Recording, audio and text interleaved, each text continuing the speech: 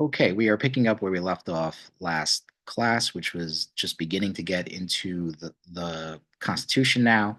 For this class, I want to focus more talking about the different branches of government.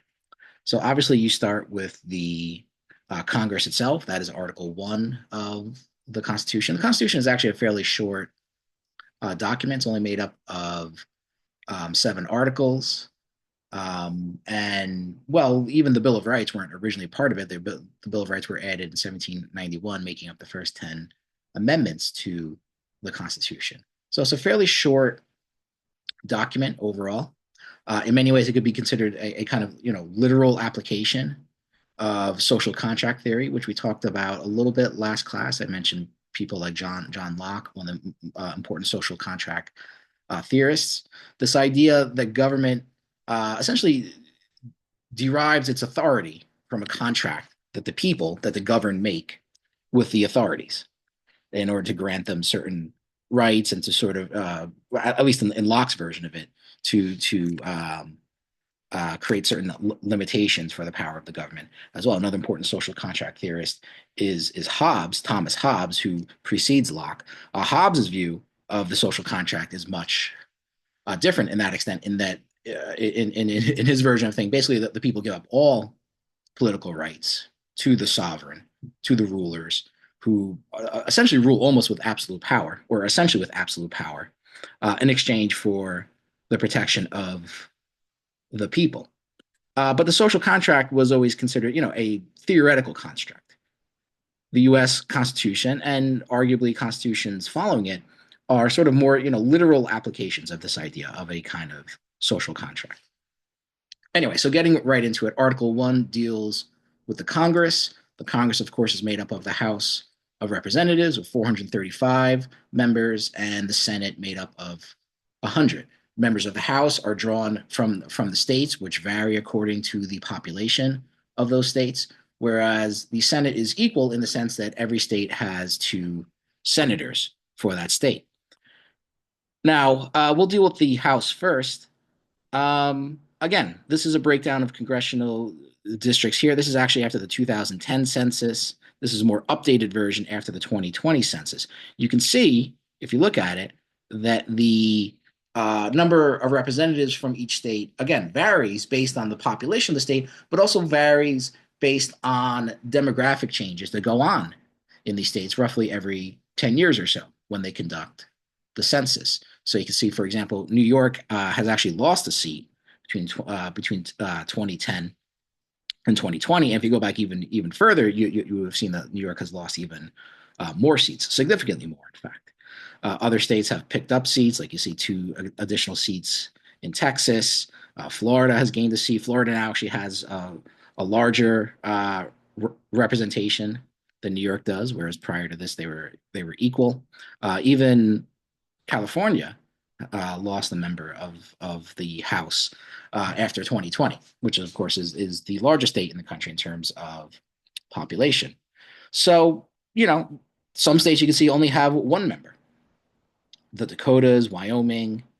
So again, based on the population of the state, Alaska being another one, based on the population of the state, you will have more or less representatives corresponding to the population of the state. But again, also as demographics shift within the country, that will also determine the distribution of representatives throughout the House. Now, another interesting thing to point out about the House is that that number of 435 has basically been capped for about over 100 years or so, I think since about 1912. Why not make it larger? 435 distributed over the entire country is not a significant amount, of a country of the vast size of the United States. So it's not often talked about, but some people have proposed, in fact, making the House larger. Some, even going as far as to say we should have maybe like 1,000 members in the House.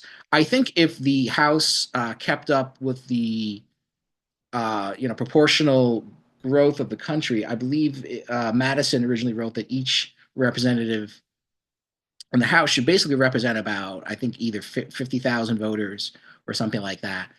If you kept up with that number today, I believe the size of the House would be around 1,200 people or 1,300 people, something like that. So vastly larger. So in a sense, keeping the House at such a relatively small size, even though 435 sounds like a lot, actually does disproportionately affect larger states. This will be sort of a common theme that we see in this class today when we talk about the various political institutions of the United States. And many of them, as I've already mentioned last class, do tend to disproportionately, undermine the larger, more populated states within the country. But let's now turn to the Senate. So each state has two senators, and this is obviously done as a compromise for smaller, less populated states. Now, again, the Senate is the first of many I would consider seriously undemocratic institutions within the United States government, in that, again, it basically gives very small states, let's go back to our map here, the same number of senators as larger states. So New York and Wyoming have the same number of senators. California and Wyoming have the same number of senators, even though the population of California is almost like 40 million, and there's less than a million people. I think only about maybe a little over half a million people that live in the entire state of Wyoming. We'll talk about this more when we get to the electoral college, and I'll sort of break it down a little bit more how that works and how that disadvantages voters in larger states like California. But I think it's an important thing to keep in mind. I mean, let's look at this group of states up here in the north: Idaho, Montana, Wyoming, North and South Dakota.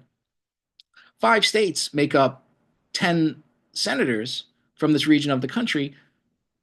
Combined, these states don't even come close to rivaling the population of New York or California, for example. Yet you have 10 senators basically coming out of these states.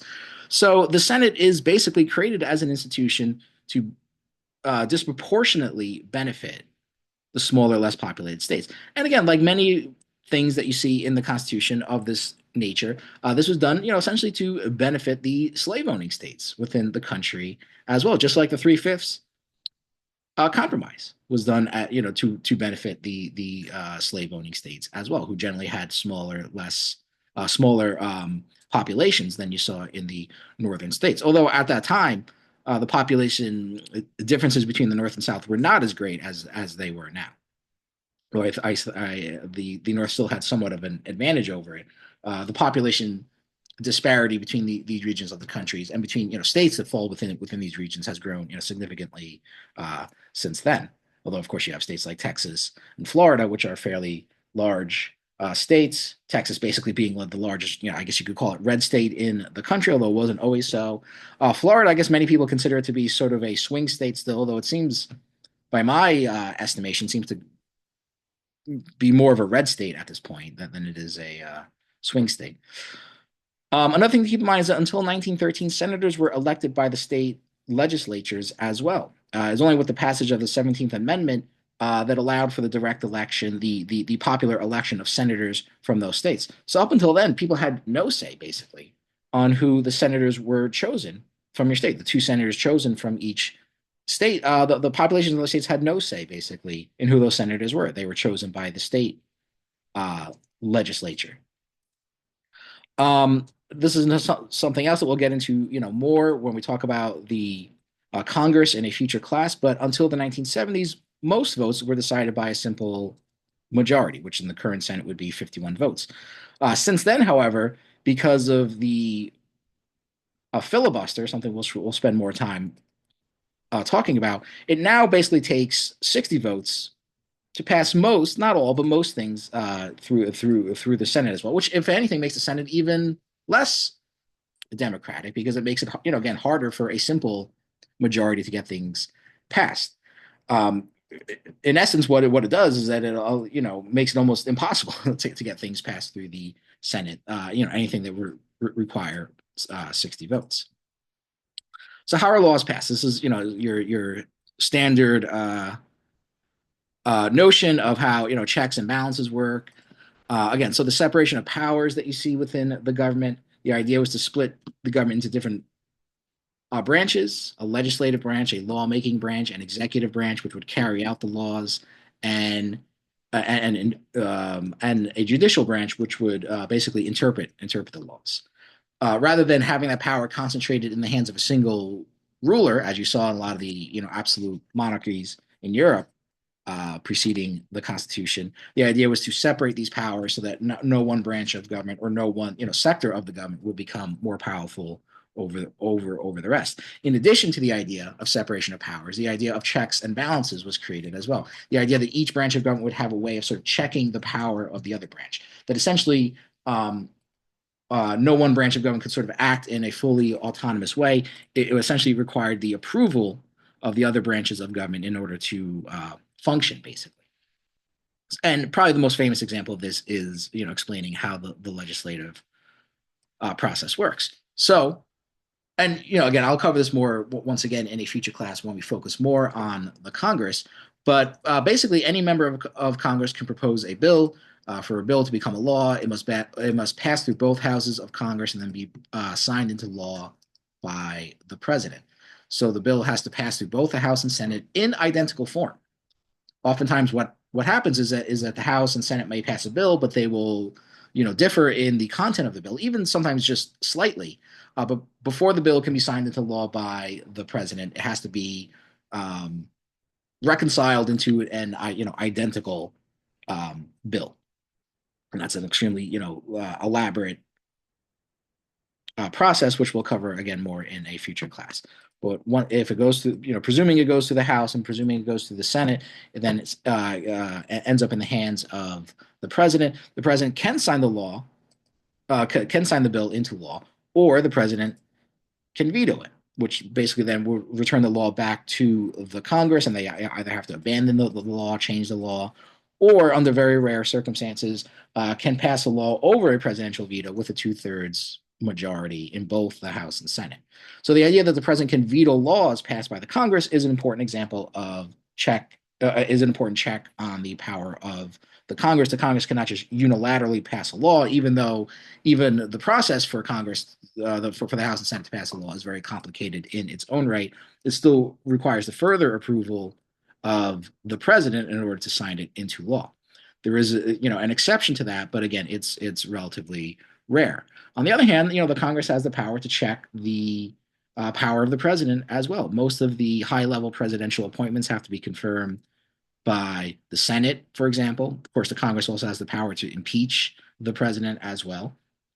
As far as the judicial branch of government goes, the judicial branch has the power, not originally found in the Constitution, to strike down laws as being unconstitutional, and that power extends to the presidency as well. It can essentially rule actions taken by the executive branch as being unconstitutional. On the other hand, both the Congress and the presidency have a check over the judicial branch, the Supreme Court, basically, as well. To get onto the Supreme Court, you have to be nominated by the president and then confirmed by the Senate. Again, once again, just the Senate, not the entire Congress. So that obviously gives the executive and legislative branch some sway, some influence over the judicial branch as well. They have the power essentially to put people onto the judicial branch. But once on the judicial branch can, has a lot of power to that it can exert over the other branches of government, combined with the fact that members of the Supreme Court basically serve a life term as well. Congress also has the important power to tax and to spend, basically. Again, I'll cover this more when we focus more on the Congress in a future class. But of course, that's a very important power as well. The Congress essentially, determines where the money is coming from and where the money is going. And the money, when we're talking about the United States budget, you're talking about tens of trillions of dollars. So it's a massive amount of money. It's incredible power given to the Congress, basically. But essentially, the executive branch cannot really function all that well, or really can't function at all, unless it's being basically funded by the Congress, which requires the Congress to pass legislative acts, which determines the funding levels of the government as well. Again, if you read over Article 1, you'll see this. I'm sort of giving it a brief overview because I want to move on to talking about the other branches of the government right now, though. So moving on to Article 2, you have the executive branch, which outlines The Electoral College, another fairly infamous institution in the United States, which I plan to talk about to some extent. In the original articulation of this, the idea is that the state legislatures would choose the electors from each state, and these electors would then cast the vote for the president. The people had no say, basically, much like in the election of senators, basically had no say over the choice of electors from their states, and that the electors would be, free to cast a vote for who they wanted to, and that the manner of choosing the president and the vice president would be determined by who receives the most and second most number of electoral votes. So each elector would actually cast two votes, and whoever got the most votes would become the president of the United States, and whoever received the second most votes would become the vice president of the United States. Washington is the only president in history to be elected unanimously by all members of the electoral college. Suffice to say, that system did not last very long. Actually, by the election of the third president, Thomas Jefferson, it already began to run into problems, and that you essentially had a tie in the electoral college between president and vice president. Basically, the way in which this was resolved, I'll sort of gloss over the details of this very sort of early constitutional crisis, was that the system was reformed in that the president and vice president would run on a single ticket. So so the electors would essentially cast one vote for a combined president and vice presidential choice rather than casting two separate votes. Then again, as the system sort of evolved from there, it gradually changed to the extent that people in the states would essentially have a popular vote, and the results of their popular vote would determine where the electors of each state would cast their vote. Although again, as we can see, this is a system that oftentimes leads into problems, or has at very critical moments at least. So how do you determine the electoral votes for each state? Basically, it is equal to the total congressional representation of each state. So that's the total numbers of members in both the House and Senate. So you start with two, because every state has two senators, basically, and basically add to that the number of representatives in the House that each state has. So New York, for example, would have 28 electoral votes. Wyoming would have 3. North Carolina, as you can see here, would have 16. Florida would have 30, and so on and so forth. So you start with two senators from each state, add the number of representatives from that state, and that basically equals the electoral votes that each state has, which you would think would give an advantage to the more populated states, but actually it does not, as you'll see. The other important aspect of Article 2 is that it outlines the impeachment process for how the president can be removed from office, which we've seen now, well, in our lifetime, twice or three times if you're old enough to remember the Clinton impeachment in the late 1990s. There have been 4 impeachments in American history, the first being Andrew Johnson after the Civil War. Basically, the way in which it works is that the House essentially charges the president for, as it says here, high crimes and misdemeanors, and then the Senate essentially becomes like a court where the president is tried. So the House basically charges the president with a crime. The Senate essentially tries the president, essentially functions like a jury, basically. The House brings the charges and acts as prosecutor, but the Senate votes on it and acts as a jury, as it says here. The House only requires a simple majority to bring charges, but the Senate requires a 2/3 majority to convict. So because there's a very high threshold in order to convict the president, we have not actually seen a president successfully removed from office through this process. But this is basically the origins of the impeachment process, and other federal officials can be impeached as well, and have been on a few occasions, though still relatively rare for the most part. Now let's move on to the Electoral College. So again, along with the Senate, I think makes up the second highly undemocratic institution in the United States, the third actually being the Supreme Court itself, which I'll turn to in a moment. But here you have a little graphic from one of these, right-wing news sites, which proudly proclaims the states in blue have a smaller population than LA County. The Electoral College ensures that they have the same voice as the coastal elites. And as you can see, most of the country has a smaller population than LA County. Or, for example, New York City as well. Um, Now, what do you make of this? I mean, this is, I think, a prime example of the kind of ideological statements that we associate with Marxist theory. Both in the sense that it is, it is an idea that essentially represents the interest of the capitalist class, but is also an example of false consciousness as well, even though that's a more, sort of controversial statement to make. But this is clearly, as far as Marxist theories goes, this, tying this notion of ideology to false consciousness. But I think it satisfies both. It is both an example of how ideology can, advances the interest of the ruling class, since the Electoral College actually, benefits the capitalist class, benefits the property owning minority in the country rather than the majority of people. And it's also an example of false uh, consciousness because it's blatantly a false statement. First of all, and I'll unpack this a little bit more, but they're presuming that everybody that lives in Los Angeles or New York, for example, is part of the elite.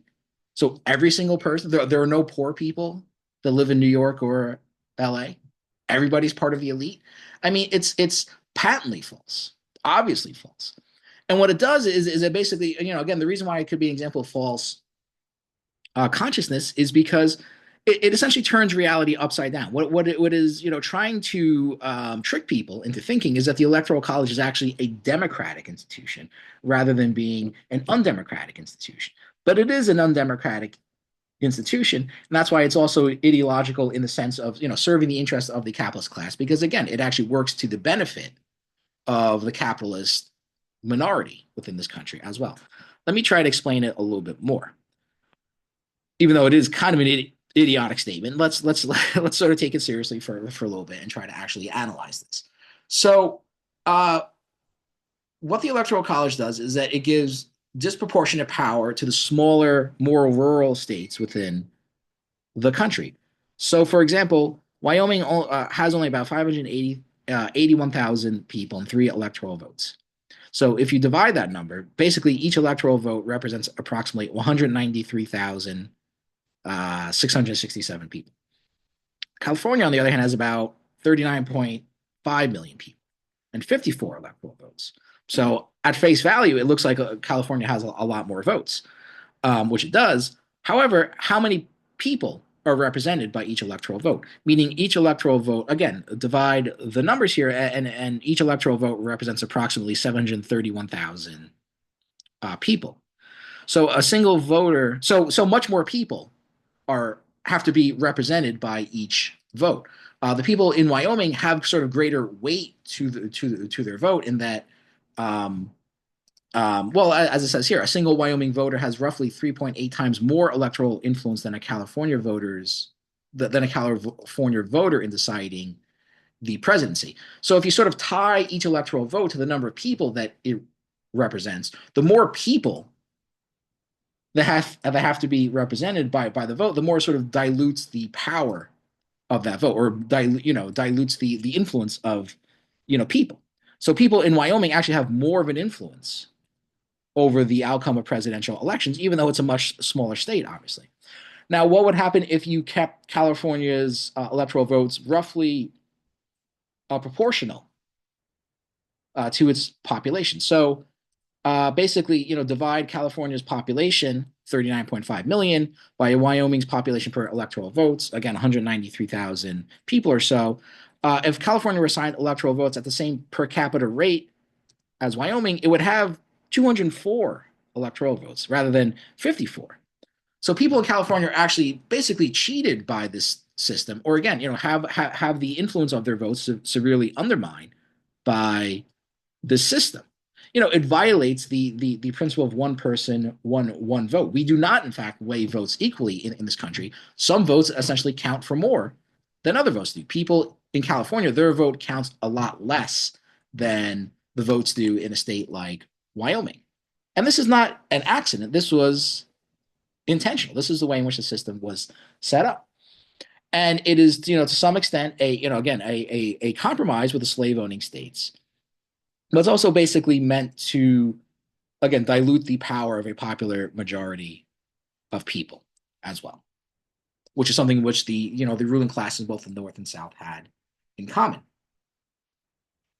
Now, I mentioned last class, the importance of the capitalist interests behind the formation of the Constitution. Let me be clear in that, these interests were not exactly aligned, which I already kind of covered to some extent.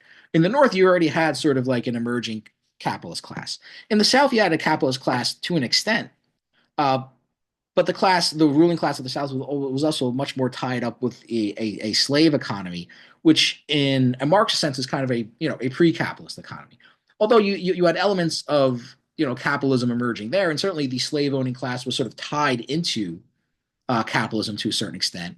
According to the historian, for example, Eric Hobsbawm, he considers the South to be almost like a colony of Great Britain at this point in time, sort of an unofficial colony of the United Kingdom, because it's basically supplied British textile mills with the raw material that it needed to function, basically being uh, cotton. So the Southern ruling class, even though it was a slave owning class and in some regards a pre capitalist class, it was also sort of tied into the capitalist world economy at this point in time. The Northern ruling class was a sort of emerging, merchant capitalist class, I guess you could say, which would eventually, by the early 19th century, turn into more of an industrial capitalist class. But you certainly had, early phases of capitalist development in the United States going on at this time. So I think you can still make the argument that the Electoral College was basically meant to benefit the capitalist classes. Let's maybe call it, plural, two different types of capitalist classes, two different types of emerging capitalist classes in both the North and South, or a slave owning class, which was also again tied into the workings of the capitalist world market at the same time. This also, again, reflects a divide between urban and rural areas within the country. It's not just a case of red states and blue states, but really a question of urban areas and rural areas within the country, which also kind of parallels with what Marx and Engels wrote about the division between town and country. Towns basically being urban areas, country being the rural areas. So let's look at the electoral map of the United States. You can simply find it here. Just Google 2024 United States presidential election. It'll take you here. What is convenient about this map is that if you click on each state, obviously it gives you the vote counts of each state. But if you click on each state, it basically shows you the breakdown county by county of where the votes were cast.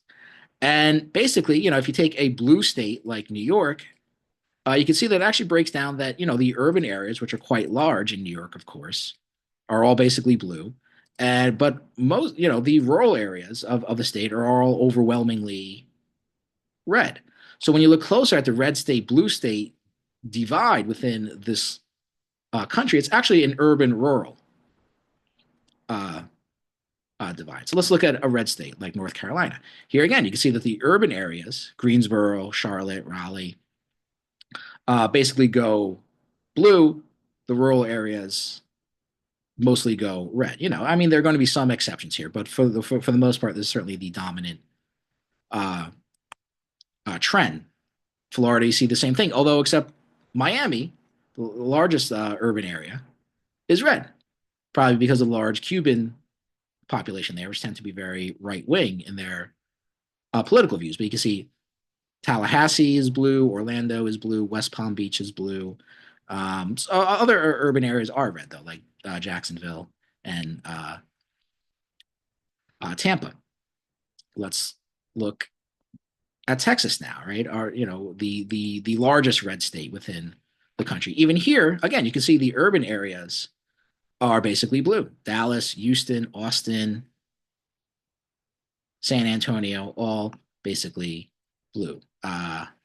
Pennsylvania, see basically the same thing. Philadelphia and Pittsburgh, blue. The rest of the state in red. So actually, what you have in this country, like I said, is a vast um, divide between urban and rural voters. The reasons for that are varied. The economies in urban areas tend to be much more diversified. There are larger populations. There's more exposure to different cultures. People generally have more liberal values in urban areas, probably because of these things, the more diversified economies and larger populations and things like that. So urban voters generally tend to be more liberal in this country than rural voters are. Now, going back to what Marx and Engels said, they also basically saw a similar thing. Marx was very famously critical of the peasants, the people who sort of, worked in the rural parts of the country in France or Germany or wherever. He spent most of his attention on this issue, talking about France, basically, tended to be a much more reactionary, much more, sort of socially backwards, socially and politically backwards. And the proletariat, as Marx termed it, was basically more of the urban working class. Just calling it the working class, although many people do that, is in a certain sense to broad to a certain extent. It actually refers much more specifically to the kind of urban working class or the industrial working class, basically. So it's interesting that the insights that they also basically thought that the proletariat would become a revolutionary, political force. That has not exactly happened. But they do tend to be much more, again, sort of, liberal minded in their views than do voters in the more rural areas. However, going back to the electoral college, what that does basically is it gives disproportionate influence to the rural areas of the rural areas of the country. Basically, the red states are states where the rural areas predominate over the urban areas, and the blue states are basically states where the urban areas predominate over the rural areas, meaning that the population levels in the blue states are mostly concentrated in the urban areas, whereas the population in the red states are more concentrated, although more spread out. The urban areas in the red states are small enough that they can sort of be overwhelmed by the rural voters in that state. But again, this also works to the advantage of the economic elites in this country because it tends to give more emphasis to more conservative voters. They know that there's less likely of a chance for people to vote into office a more left leaning you know candidate who's going to do things to redistribute wealth and things like that, things that they want to avoid basically for the most part. Um, but also, the electoral college basically gives us a exaggerated emphasis on the so-called swing states of the country. So states like New York and California, the larger states in this country, hardly matter at all, really, in elections. And it does very likely lead to a very depressed voter turnout in those states as well. In other words, if you live in a state like New York or California, or if you live in a solidly red state as well, you might as well not even vote. I'm not necessarily saying, do that or don't do that. But essentially, yeah, I mean, those states are, the results of those states are basically predetermined. There's very little chance that it's going to switch. So many people take that as an indication that they might as well not even vote. And sure enough, voter turnout in the states tends to be fairly low. So it does depress the overall voter turnout in the country as well. Another problem with the electoral college is that it creates a tendency for wasted votes. And what I mean by that is, let's look at the election results in 2024 in the state of New York. Harris wins by about a million votes or so. Biden won by about 2 million votes, by the way. So even here, Harris's numbers were much lower than what Biden had in 2020. But the point still remains the same. Basically, what wasted votes are votes that don't essentially count in the outcome of the election. So some people would say that, well, the electoral college isn't, perfect, but at least people have a popular election in their states, and then the whoever wins more popular elections in those states will basically win the election overall. Well, we know that that's not true. We've seen it in our lifetime again, multiple instances where a candidate can actually lose the popular vote and then go on to win the election because of the electoral vote in 2016 and in 2000. But one of the reasons why that is, or probably the main reason why that is the case, is because of this phenomenon of wasted votes. So, in theory, to win the electoral vote, to win the 28 electoral votes from New York, all you need is 50% plus one, basically, just a little bit over 50% to win. So essentially to get one more vote than Trump gets. And also because we have an electoral system that's called winner take all, basically you get the entire electoral votes from that state. So what happens is that basically the roughly a million or so extra votes that Harris gets in New York don't count. They don't count for anything. Those million people might as well have not even voted at all. All you need is basically one more vote to get the electoral votes. So you have essentially a million votes that don't count. They're not actually counted in the overall election result. If you had simply just a simple, there's a very simple, fix to this. If you had just a straight up popular vote nationwide, then all those votes would, count. They would be meaningful, at least in some sense. As it is, a million people might as well not have voted at all. Additionally, for that matter, the 3.5 million people that voted for Trump, their votes are wasted as well. Their votes essentially don't count for anything.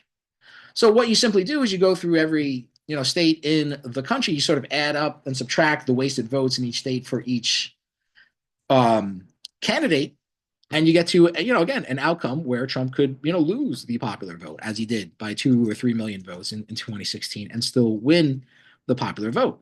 It's because the sort of net amount of wasted votes for Hillary Clinton was about 3 million people. 3 million people nationwide cast votes for Hillary Clinton that basically did not count because of the structure of the electoral college, the fact that it allocates votes based on states and waste votes in those states basically leads to that outcome that you can get. So in short, the electoral college is a horrible institution, is a horrible undemocratic institution. It is not a democratic institution at all. It does not give voice to the people against the elites. It actually further entrenches elite rule. And again, as we could see, candidates who have lost a popular vote and gone on to win the electoral college have been extremely right wing presidential figures as well. Um, but in theory, people really don't have a right to vote for the president. That's what uh, Justice Scalia reminded people in the lawsuit Bush v. Gore in 2000. So this issue was taken to the Supreme Court. I'm not going to get into the whole issue of what happened during Florida in 2000, but the briefest of outlines is that the outcome of the election in Florida was uncertain. Um, Florida had decided, like most states, of course, that the electoral votes would be decided based on the popular vote, but they had no clear winner of who won the popular vote. So the Florida Supreme Court had basically ordered a recount.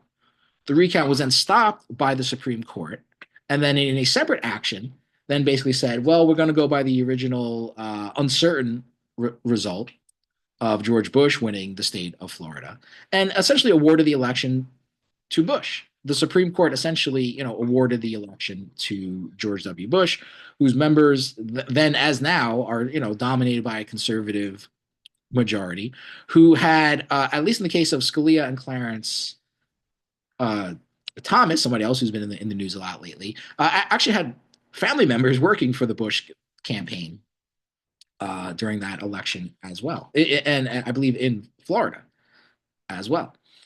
But basically, I'm not going to go through the whole thing here, but you can just see the part I've highlighted here. The state, of course, after granting the franchise in the special context of Article 2, can take back the power to appoint electors.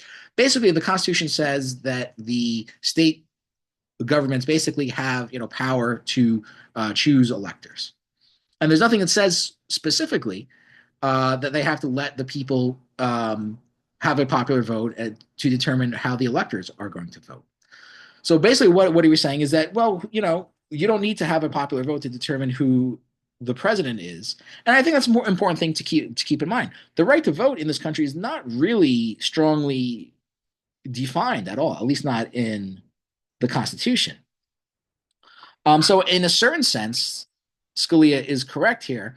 However, I would also argue that he's even contradicting himself in that the Supreme Court basically overstepped the authority of the state government of Florida. It was the government. It was the state government had in fact made the choice to allow the electoral college to allow the electoral votes to be determined by a popular election, and it was the Florida Supreme Court which had basically ordered the recount. So it was the federal government basically overstepping state lines by basically awarding the election to Bush here. Like I said, I don't want to go into the whole details of Bush v. Gore, but the big takeaway from this is that yeah, in theory, the people do not really have a clearly defined right to vote for the president at all. I think that's something important, obviously, to keep in mind. Moving on to the judicial branch of government. The judicial branch is actually much larger than just the Supreme Court.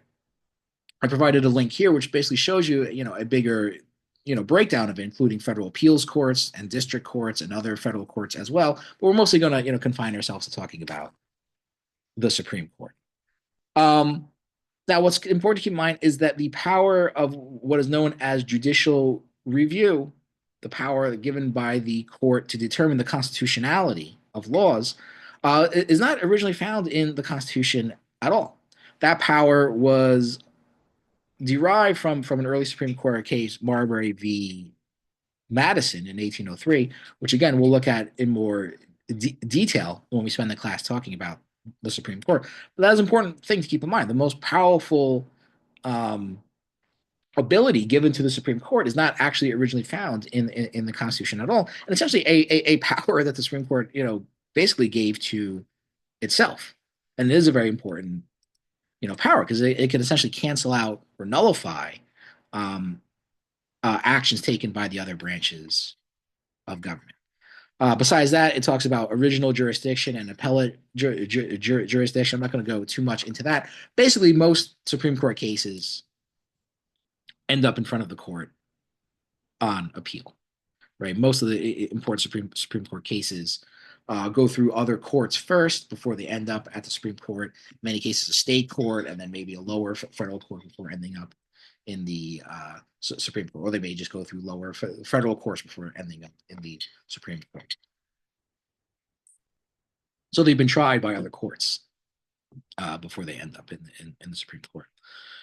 So how was the Constitution ratified? Again, basically, it only required 9 out of the 13 original states to provide the 2/3 majority to ratify, to formally approve of the Constitution.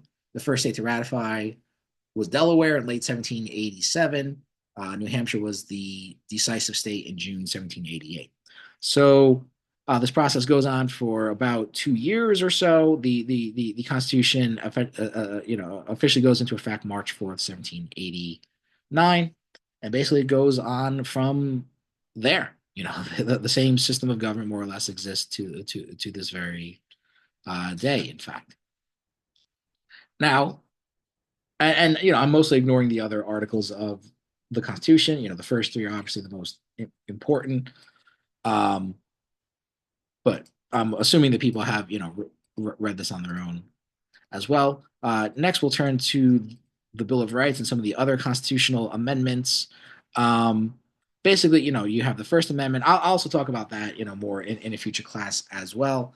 But the first 10 amendments obviously, function as the Bill of Rights. The most important, obviously, being the First Amendment, which guarantees freedom of speech in this country, something which you can see is not often actually protected by the institutions of this government, but you can see it is there. The Second Amendment, the controversial right to bear arms, and other amendments, the Fifth Amendment, which establishes the notion of due process of law, that before anybody can be deprived of life, liberty, or property, they have to sort of go through a legal uh, process. They can't just be sort of arbitrarily detained or fined or deprived of their um, property. Of course, you could see all sorts of exceptions to that as as well. Again, I'm assuming that people mostly read this on their own, so I'm not going to spend too much time with that. Then, of course, you have other amendments besides just the Bill of Rights. You have the Reconstruction Amendments, the 13th, 14th, and 15th Amendment. The 13th Amendment is what prohibits slavery within the United States.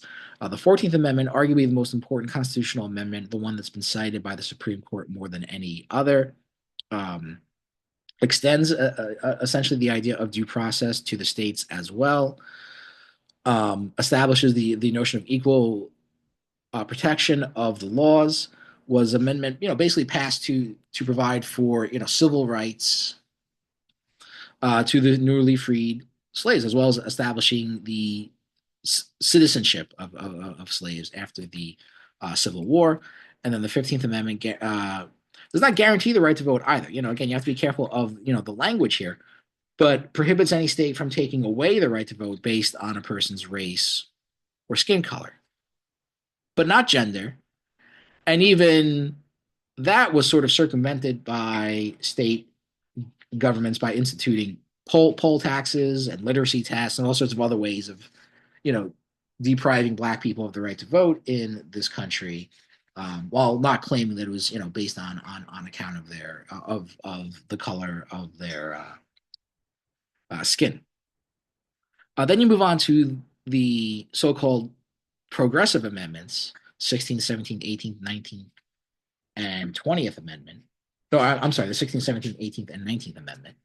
Um, the 16th Amendment basically establishes an income tax in the United States. Why is that considered significant? Well, the income tax is a progressive tax, right? It falls more heavily on higher income people and is basically a tool of redistribution as well. Let's be clear about that. It's not just a way of funding the government or providing revenue for the government. It is specifically a tool to redistribute wealth. They had in ancient Athens. That has always essentially been the purpose of a progressive tax like that. A progressive tax being a tax that falls more heavily on higher income people. A regressive tax actually falls more heavily on lower income people. And we have examples like that. Sales tax.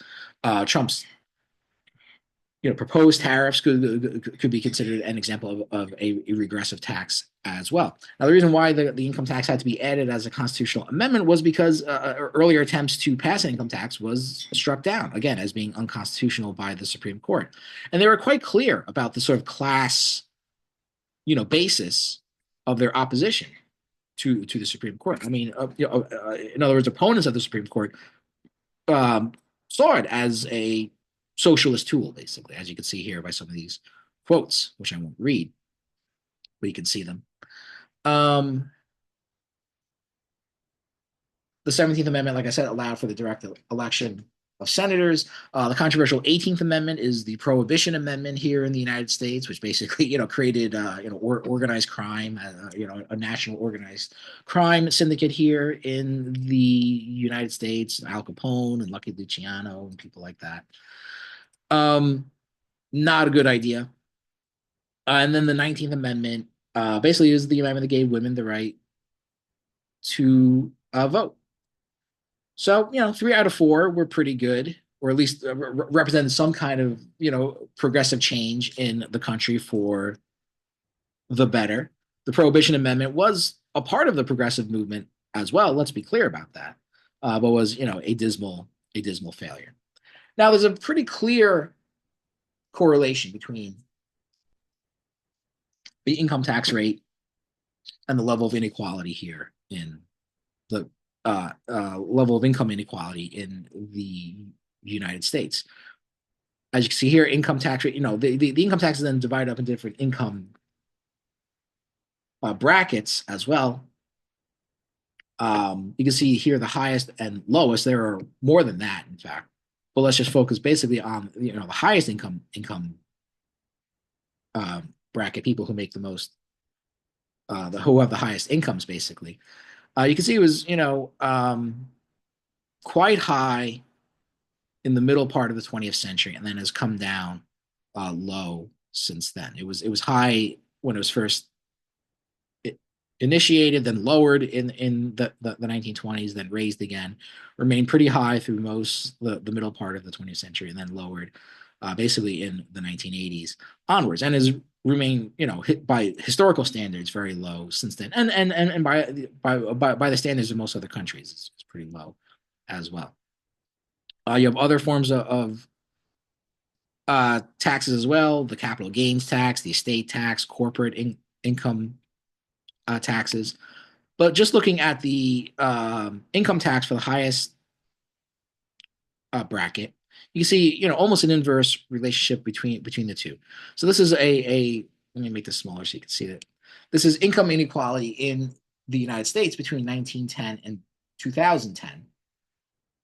And you can see a pretty close relationship between the income tax rate and the level of inequality in the US. When the income tax rate is low on the highest income earners, inequality is high. When the income tax rate is high, as you see in the middle part of the 20th century, see it's high here, low here,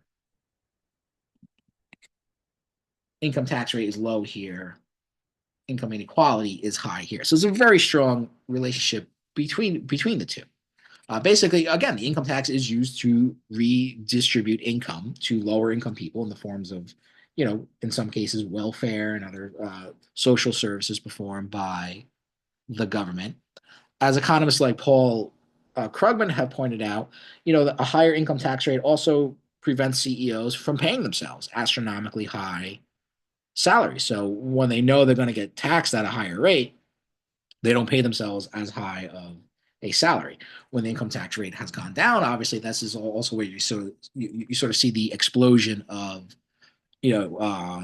corporate CEO incomes, basically in the 1980s afterwards. Obviously, then um, the level of inequality, the high level of inequality in the United States also corresponds with lower savings for most people in the United States. Most people are not able to save, you know, money, and as a consequence, go into higher levels of debt as a consequence of that as well. Now, some people would argue that lower tax rates contributes to economic growth. I mean, that is actually not really true, or at least the evidence for that is very, spotty to say the least. The U.S. grew on average about 4% between the 1950s and 60s. So it actually grew much faster when income tax rates were higher. In the last decade, its average growth rate is less than 2%. This decade, the 2020s, could be even worse. Um, so there's not much of an argument to be made for that. Again, actually, the economy tends to grow much faster when income tax rates on the highest income earners were higher. Other problems this could be associated with: slower productivity growth, or I mean that also relates to more investment being sort of taken out of industry and again funneled into financial speculation. I kind of just threw a bunch of things up here, some of which I talked about last class. But again, I think the main takeaways from this, not even so much the savings rate, but the relationship between income tax rates and inequality, as well as between economic growth as well. All right. And of course, there were other amendments passed after that, but those are some of the most important ones. So the ratification of the Constitution was not by any means a conflict-free process at all. In fact, there was significant opposition to it, which oftentimes tends to get sort of swept under the carpet. But really, there was very vocal opposition to the Constitution, and the groups that were opposed to it basically became known as the anti-federalists. Not exactly the most creative name in the world. Um, and so, in order to generate public support for the Constitution, a series of essays were written in newspapers, mostly by Alexander Hamilton, but also by James Madison as well, and a few by John Jay, which became known as the Federalist Papers. And these are sort of the most important, political essays written in support of the Constitution. They basically function as the, definitive interpretation of the Constitution. And I would also argue basically express kind of the political philosophy of the framers of the Constitution as well. In the last few classes, I've talked a lot about political theory, some of it being somewhat, dense maybe to a certain extent. The reason for that is that I think you need some kind of theoretical framework to understand American government. You can't just walk in there with and think you have like a blank slate, or you're just sort of interpreting facts in this impartial way. Everybody already has their sort of preconceived notions of politics. So theory is an important way to sort of give us a way of making sense of the information that we are taking in and processing it in a certain. I would also argue that the founders and the framers of the Constitution um, were very consciously and deliberately applying political philosophy to the formation of the American government as well. Oftentimes drawing on, whether it was the social contract theorist or ancient political thinkers. I mean, I believe we're quite consciously and deliberately, like I said, trying to apply the principles of political philosophy to the United States. So, in contrast to what people may commonly think, there are very strong philosophical origins to the United States government. It's not just this sort of empirical thing, or it's not just something that can only be, studied in this kind of, institutional way, apart from any kind of, philosophical understanding of things. I think that comes through quite clear in the Federalist Papers, particularly in Federalist 10, essay number 10, which was one of the essays I asked people to read. So again, why this essay is important? It's generally believed to have been written by Madison. All the essays were basically signed with a pseudonym, as says here in the previous slide. So the authorship of some of them is somewhat disputed, but basically we're pretty clear on who wrote which one. Federalist 10 is believed to have been written by Madison. It is very important because it lays out, again, the theoretical framework for the current system of government. In other words, why do we have this government in the first place? So Madison makes it clear that the purpose of the federal government, the union, as he calls it, is a beneficial thing because it will basically control the effects of what he calls factions, what he calls the disease of popular government. So I will skip this part about pluralism here and just get right into it. So basically what the idea is that, in any, he says, free society, you're going to have factions emerge. You're going to have groups of people who are, free to pursue their own interests and but will do so in a very sort of, short-sighted, selfish way, and will do things that will basically be damaging and destructive for the government as a whole, for the society as a whole. And in a famous passage here, he argues that basically you can't really do anything about the causes of factions. All you can really do is try to control the effects of these factions. So he writes here, there are two methods of curing the mischiefs of faction. The one by removing its causes, the other by controlling its effects. There are, again, two methods of removing the causes of faction. The one by destroying the liberty which is essential to its existence. The other by giving to every citizen the same opinions, the same passions, and the same interest. It could never be more truly said than of the first remedy that it was worse than the disease.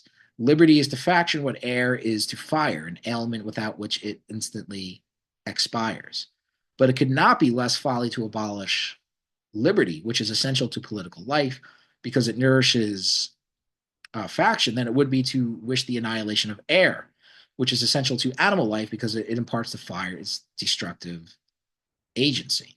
So basically saying, again, in any free society, you're going to have factions. The only way you could basically remove the causes of factions, as he says, is basically to take away people's freedom, which of course you don't you don't want to do. So, being that you're going to have factions, what can you do? Well, you create a system of government like the United States. You have a separation of powers, you have checks and balances, you have a system of government set up that it will, prevent any one faction from dominating the government. Even if they have some influence in one part of the government, that influence will be sort of, curbed by the other institutions of government. He also argues in favor of a larger, more expansive republic than a smaller one, which also sort of goes against the conventional wisdom of the conventional wisdom of the day, which most people argue that a smaller government would be a more representative, accountable government than a larger one. He actually argues the opposite. But again, for the same reason, that in a larger government, it will be harder for any one group to sort of, gain that kind of influence. There'll be just one of many groups all sort of competing for influence over each other. That essentially is, the theory of what has become known as pluralism. The idea that you have multiple different groups in society all sort of, counteracting each other. However, he goes on to say, and this is very so this first passage, liberty is to faction, but air is to fire, is very well known. He goes on to say something which I think is in many ways even more astounding, but it's not really as well known. So he talks about different types of factions in a general sense, but then he warns about what could be called majority factions. So a faction now made up of the majority of people. Now, first of all, we assume factions to be sort of small minority groups that are able to manipulate things to sort of benefit themselves. Again, most people associate factions with kind of special interest groups and things like that. Is the term majority faction kind of a contradiction in terms? I mean, it is the majority of people, but he argues that even the majority can still be considered a faction if it is doing things which it is harmful to the country as a whole. But if you really parse through what he's saying here, again, basically what he's outlining here is an early example of what Marxists would later term to be class struggle. The idea of, the sort of conflict between opposed social classes in society.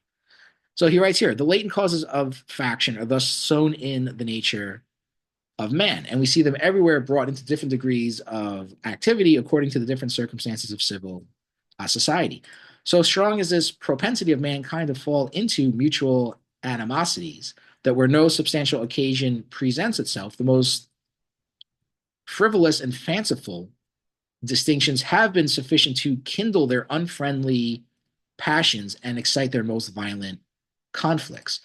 But the most common and durable source of factions has been the various and unequal distribution of property. So he's basically saying that most of the factional conflict is going to be over property. Who owns the property?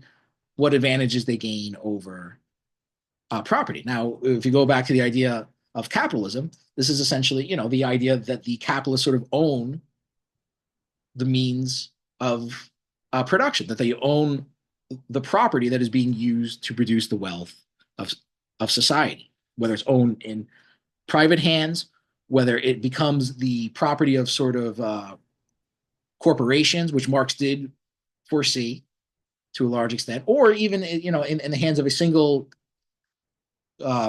capitalist, which some people have taken to be the state acting as the overall capitalist. Anyway, so Madison recognizes that most of the conflict is going to be basically based over this kind of economic conflict.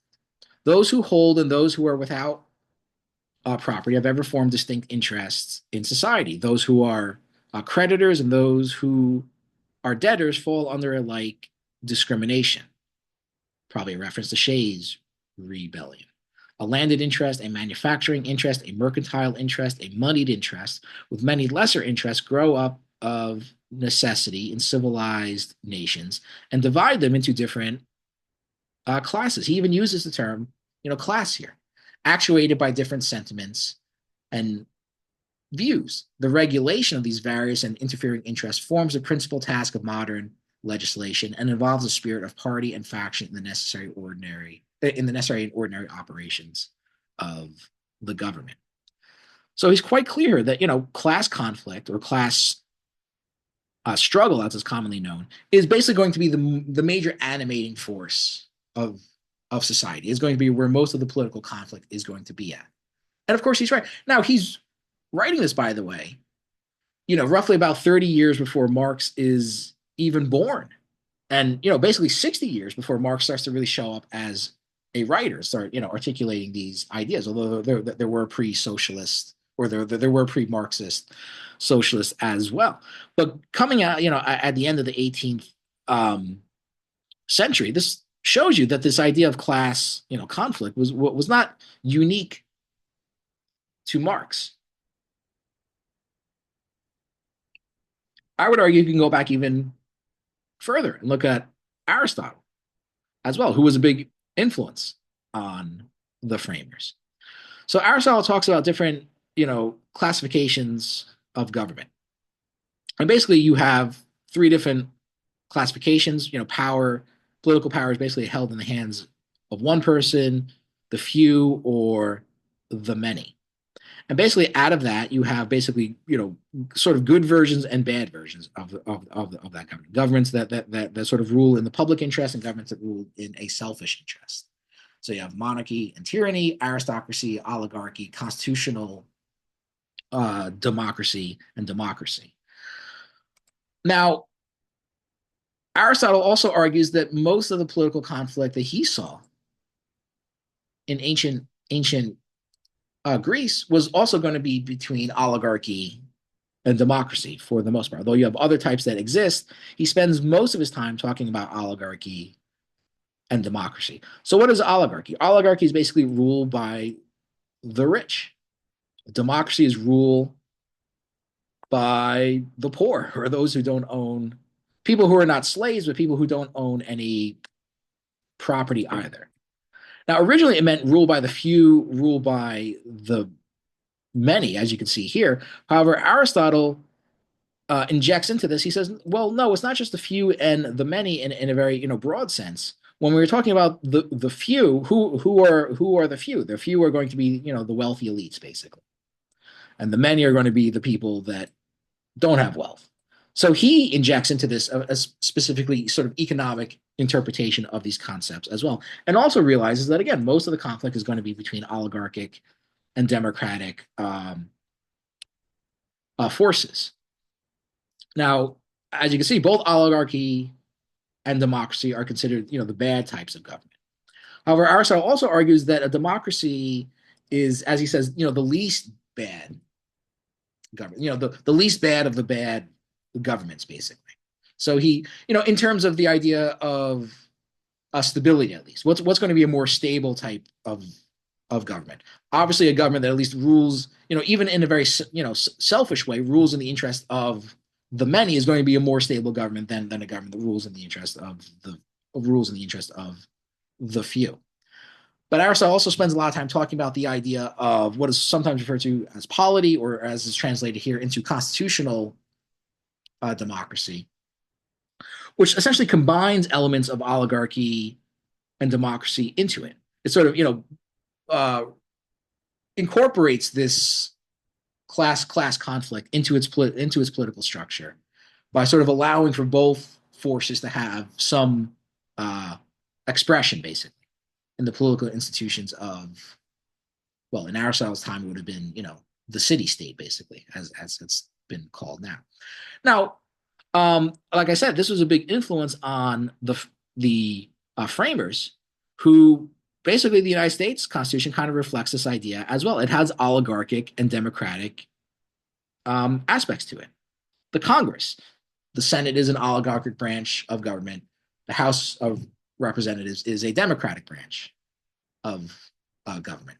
So Aristotle's ideas seem very modern in this sense, in that basically what he suggests as a more stable rule, a more realistic type of government, maybe not the best government you could ever imagine, but the kind of the best, most realistic type of government would be this kind of constitutional democratic government, which would combine elements of oligarchy and democracy in it. And of course, other ancient thinkers had similar ideas as well.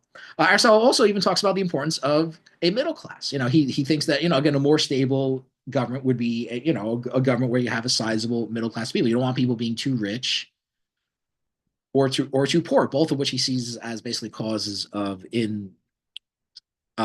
of instability. Um, Now, what separates then Marx from Madison and Aristotle is, of course, Marx takes a very different view of this. I would say that what both Madison and Aristotle have in common, of course, many other thinkers as well, is that they want to kind of basically sort of contain the idea of class conflict. They recognize that class conflict is going to be a major factor, probably the major factor, the predominant factor in political life. Um, but they don't think there's any way out of it. There's no way to sort of resolve this class conflict. It's always going to be there. The best you can try to do is try to contain it to a certain extent. I do believe that the framers had that in mind also, to give them a little, if for all their flaws. I do think they were somewhat aware of this. And to that extent, probably had much more wisdom than today's ruling class of capitalists, who are so much more arrogant. It seems like maybe coming out of the revolution, the framers realized it's like, well, yes, we want to make sure that we're still on top, no question about that. Again, all the institutions, the major institutions, were set up in a deliberate way to make sure that the wealthy elites continue to be on top, had most of the political power, or at least could block things being done by the majority of people. But I think they also realize that we don't want to push these people too hard either. We just fought a war. We see what people can do when they actually take up arms. So we don't want to push people too hard. So let's try to have a more moderate rule. Let's give some say to the people. Let's let them feel like they have some say in what's going on, and let's not be too arrogant, too overbearing in how we rule over these people. Unfortunately, that's something that I think has been lost in today's world. Now you have people like Donald Trump and Elon Musk that just want to basically just kick people in the face over and over again, seemingly thinking that they're completely immune and insulated from any kind of backlash against them. So I think there is a major difference between the capitalist classes of the foundation of the government and the people that we basically have to deal with now. But again, Madison did not believe that you could really get rid of class conflict. One of the major differences for Marx, of course, is that Marx believed that there was a way out of this, right, through socialism, which would create a classless society. Another difference, of course, is that Madison and maybe even Aristotle to a certain extent are sort of analyzing the idea of class conflict, but also looking at it from the point of view of the ruling class, right? How do we make sure that we stay on top? Again, we don't want to dominate people too badly that there's a backlash against it, but how do we more or less make sure that we stay in charge of things? Marx, of course, is looking at it from the point of view not of the ruling class, but of the point of view of the working class, of the oppressed class, basically. And that, of course, is a major difference between the two, besides the fact that he envisioned the way out of this class conflict. Here's a letter that Marx wrote to another socialist, actually living in the United States at this point in time. And Marx, Marx acknowledges that he was not, the originator of the idea of class conflict. He writes, and now as to myself, no credit is due to me for discovering the existence of classes in modern society or the struggle between them. Long before me, bourgeois historians have had described the historical development of this class struggle, and bourgeois economists the economic economy of the classes. What I did that was new was to prove, one, that the existence of classes is only bound up with particular historical phases in the development of production.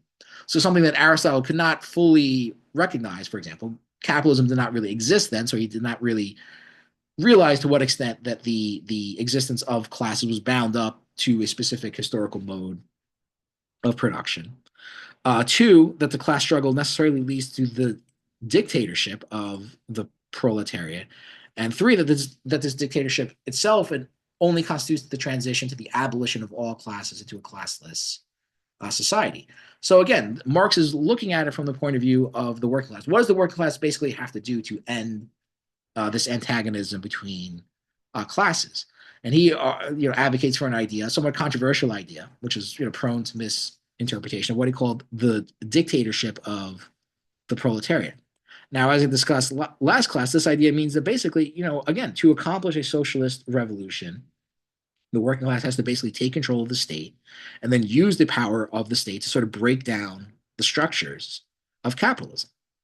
And then from then on, the state is supposed to, in Engels' famous phrase, wither away. Then there'll be no longer any need for the state as as well, which is very much in contrast to the actual, experience of states like the Soviet Union or China, for example, where you obviously see a very strong state. Um, but essentially, you could also argue that what the Constitution is there to do is to essentially, prevent something like this from ever happening, to make sure that you would never actually see a dictatorship of the proletariat.